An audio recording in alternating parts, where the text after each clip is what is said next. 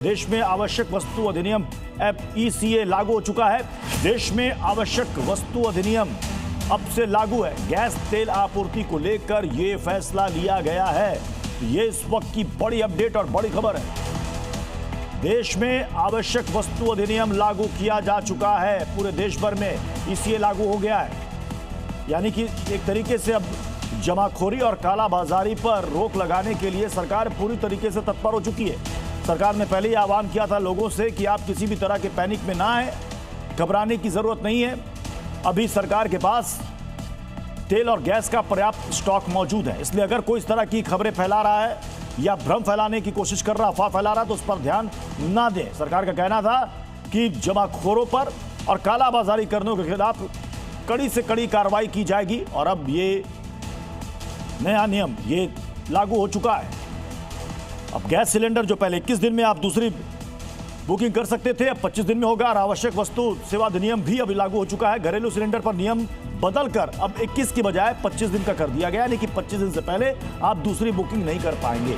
एक सिलेंडर की बुकिंग के 25 दिन के बाद ही आप दूसरी बुकिंग करा सकते हैं। देश में घरेलू सप्लाई को प्राथमिकता देना इसका मकसद है। देश की रिफाइनरियां LPG उत्पादन बढ़ाएंगी। जमाखोरों पर सरकार की सख्त निगरानी रहेगी और पकड़े जाने पर कड़ी कार्रवाई की जाएगी।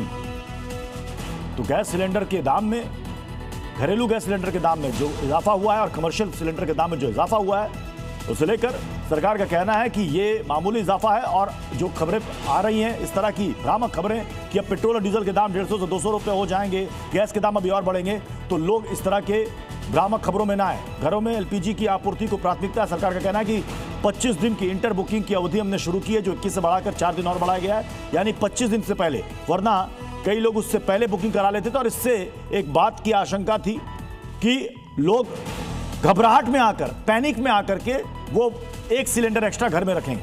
सरकार का कहना है कि मकसद ये है कि जिनको जरूरत है सिलेंडर की, उनके घर पर सिलेंडर पहुंचे, किसी भी उपभोक्ता को, आम उपभोक्ता को किसी भी तरह की कोई दिक्कत ना हो।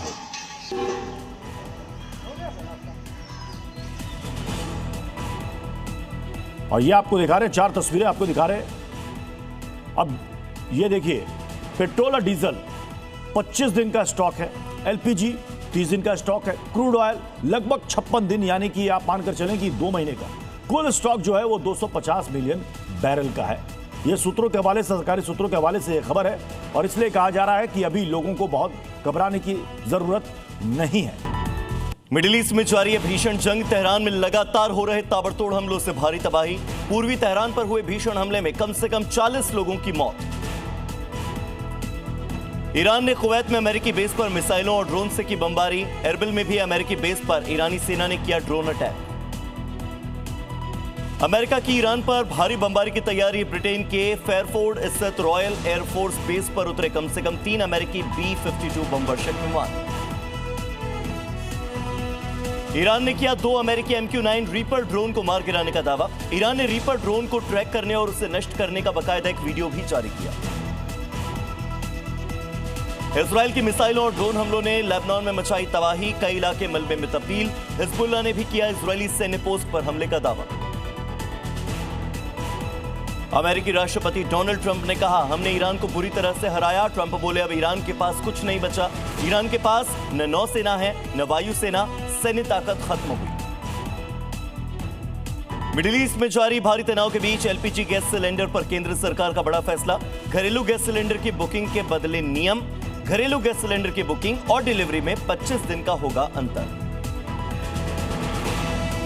संसद में आज भी हंगामे के आसार। स्पीकर ओम बिरला को हटाने के प्रस्ताव पर लोकसभा में होगी चर्चा। प्रस्ताव आने के बाद संसदीय कार्य मंत्री किरण रिजिजू करेंगे चर्चा की शुरुआत।